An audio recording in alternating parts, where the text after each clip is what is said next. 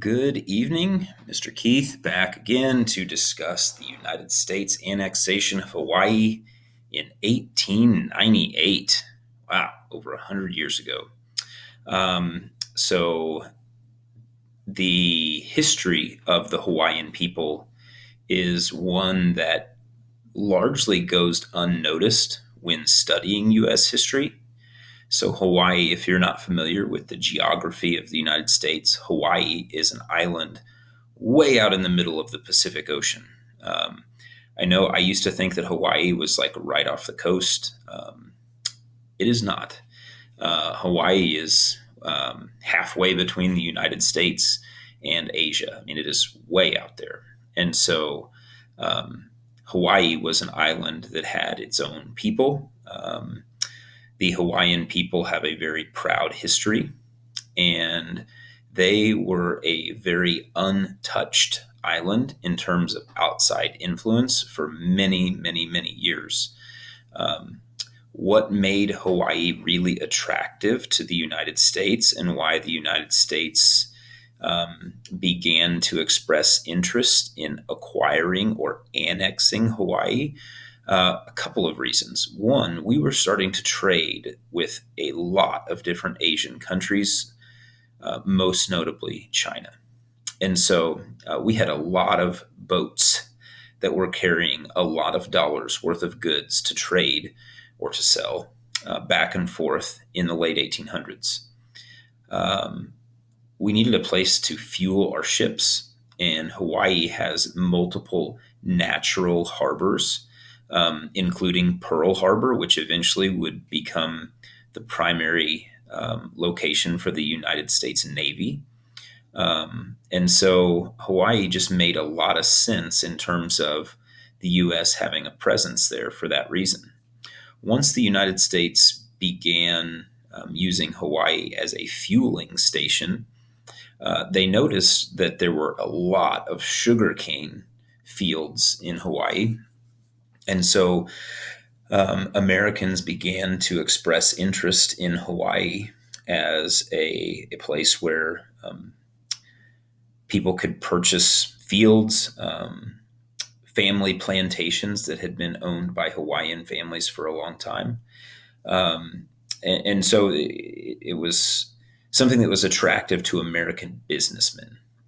So what ends up happening in the late 1800s is American businessmen begin to show up in Hawaii in pretty large numbers, and they're offering really large sums of money to Hawaiians in exchange for their property.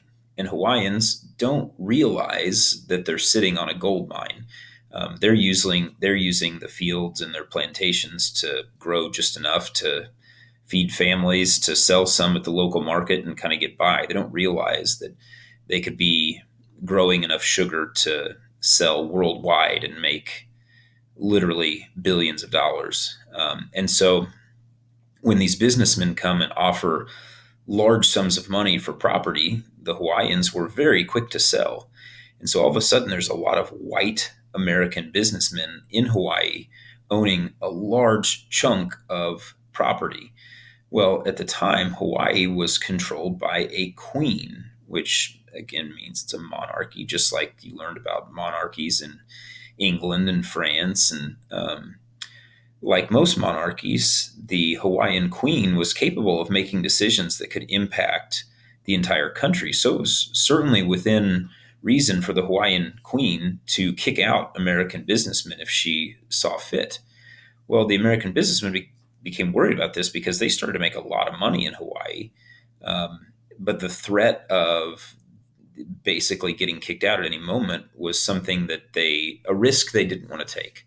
So the United States government intervenes, forcefully annexes Hawaii. It wasn't like we had to fight a war. In fact, I would have to look this up. I'm not even sure that Hawaii had a military. But the United States forcibly annexes Hawaii in 1898, making Hawaii a U.S. territory and then eventually a state. So in terms of whether or not this action was justified, that obviously is entirely up to your opinion. This was a situation where the Hawaiian people were very much minding their own business before we showed up. And many Hawaiian people were very unhappy with the presence of the United States. For that reason, it was something that you could say, well, it wasn't really justified because, one, the people didn't want to be annexed, and we forced them into being annexed. On the other hand, um, you could argue that under United States control, Hawaii has obviously flourished. We eventually built Pearl Harbor into a huge naval base, and of course the tourism industry in Hawaii is massive, and likely none of that would have happened had it not been for the United States. So there's kind of both sides of the coin there.